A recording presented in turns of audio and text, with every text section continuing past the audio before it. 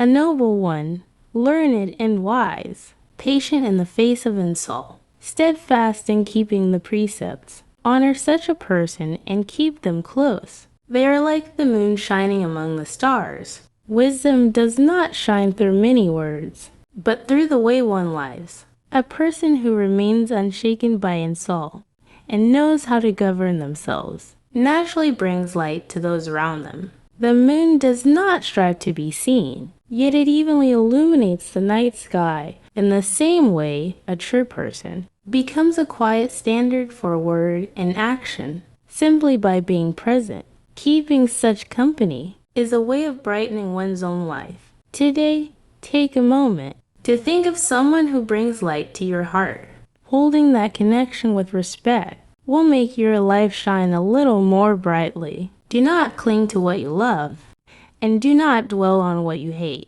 Not seeing what one loves brings sorrow, and seeing what one hates brings sorrow as well. The mind suffers not because of love or hatred themselves, but because of attachment that binds us to them. When we love, we fear losing. When we hate, we suffer at the thought of encounter. As long as the mind leans to one side, true ease cannot remain. When we neither grasp nor push away, the mind stays steady, and things are seen just as they are. Today, rather than being pulled by likes and dislikes, take a small step back and allow your mind to rest. Therefore, do not create clinging love. From clinging love, hatred is born, one who has already gone beyond all bonds. For such a person, there is nothing to love and nothing to hate. Here, the word love does not mean warmth or kindness. It points to attachment, the urge to hold, possess, and bind. When attachment arises, expectations follow, and expectations turn into disappointment. As disappointment accumulates, love quietly transforms into aversion and resentment. One who is free from entanglement is no longer shaken by gain or loss. The mind settles, light and clear. Today, try setting down the urge to cling, even for a moment, and look at yourself with a lighter heart. From love and delight arise sorrow. From love and delight arise fear. For one who has no clinging love or delight, what sorrow could there be, and what fear? It is not love or joy themselves that cause suffering, but the clinging mind that grasps at them. We worrying about losing what we cherish. We grow anxious about change, and our hearts become bound to an uncertain future. When attachment fades, there is less to protect and less to lose, and the mind grows lighter and more at ease. Today, rather than trying to hold on to joy, try allowing it to pass naturally. In that gentle letting go, sorrow and fear quietly loosen their grip. From those we love, sorrow arises. From those we love, fear arises.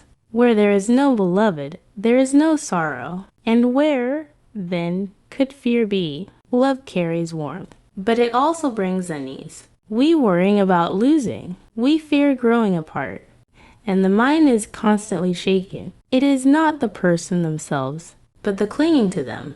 That gives rise to sorrow and fear. As attachment softens, the mind naturally becomes calm. Today, rather than gripping love tightly, try meeting the day with a quiet, letting go heart. From liking and delight, sorrow arises. From liking and delight, fear follows. When there is nothing one likes or delights in, what sorrow could there be, and what fear? The mind that chases pleasure may taste sweetness at first, but it soon leaves behind the anxiety of loss. The greater the enjoyment, the greater the fear when it slips away. The problem is not the object itself, but the mind that tries to hold on to it. When we are able to let go, the mind no longer wavers. Today, rather than clinging to enjoyment, try letting it pass quietly, and remain with a lighter heart.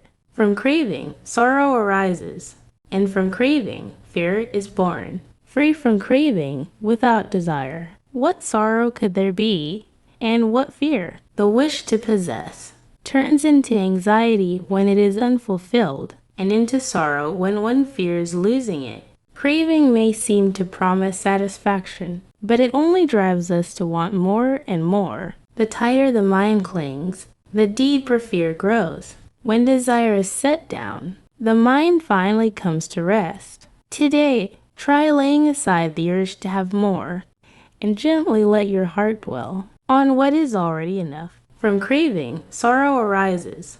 From craving, fear is born. Where craving is absent, there is no sorrow. And where, then, could fear exist? Craving is the mind that insists, I must have this. I must not lose that.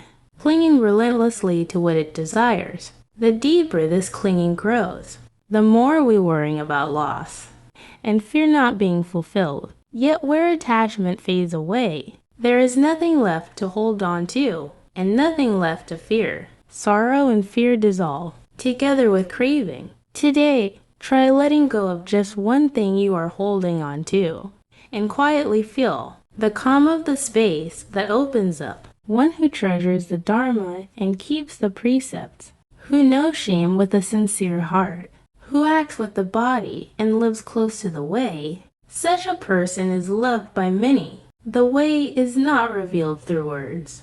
How one lives shows the path one walks. Keeping the precepts is not about being seen by others, but about not feeling ashamed before oneself. When thought and action move as one, life naturally becomes upright and composed. Without needing to speak, others can sense the integrity of heart. Today, rather than words, reflect on your actions, and quietly choose what brings you a little closer to the way. One who does not act in greedy ways, who examines what is right before speaking, and whose mind harbors no craving. Such a person crosses over the current of desire. Greed begins with actions, and words soon follow after. Thus, practice starts by asking what we should refrain from doing. When one reflects on what is right before speaking, and does not nourish craving in the heart, desire gradually loses its strength.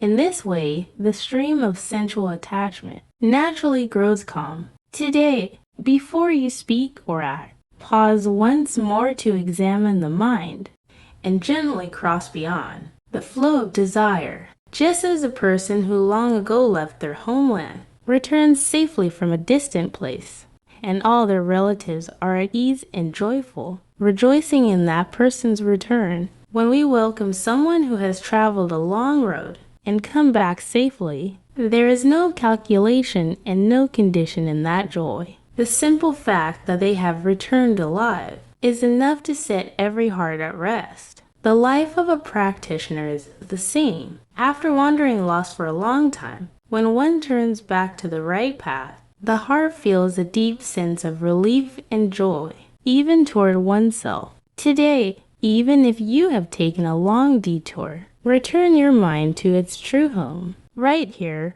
right now, and quietly feel that gentle joy. One who does good in this world and passes from this world to the next is welcomed by the fruits of their own wholesome deeds. Just as one is joyfully greeted by relatives, everyone, without exception, comes to the moment of leaving this life. What welcomes us then is not words or reputation, but the actions we have accumulated along the way. A single kind word, the intention not to harm, the quiet choices to act rightly. These step forward like familiar faces, warmly greeting us before we even arrive. Today, remember that even a small good deed can one day become the gentlest welcome awaiting you. With that in mind, walk the right path quietly, step by step,